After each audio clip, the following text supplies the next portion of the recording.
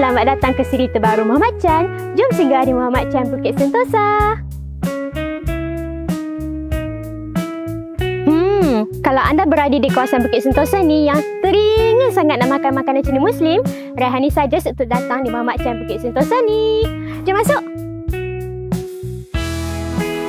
Bila anda masuk saja dalam Muhammad Chan Bukit Sentosa, hiasan dalamannya cantik dan kemas. Nak bawa family, kawan-kawan, semua boleh. Gabungan gaya nostalgia dengan sentuhan klasik membawakan rasa selesa untuk meluangkan masa dengan insan tersayang. Sotong Nestem.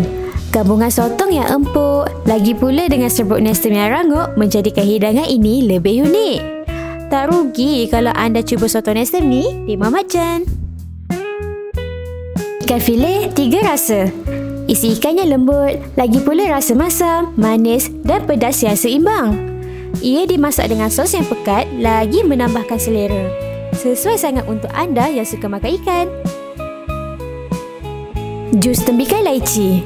Kombinasi tembikai yang manis dan buah laici sebenar memberikan rasa segar yang menyenangkan.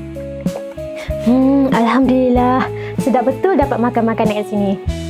Apa lagi? Kalau anda semua nak cuba juga apa yang Raihani makan hari ni, datang saja di Muhammad Chan Bukit Sentosa. Anda juga boleh buat tempahan dengan hubungi nombor di bawah ni.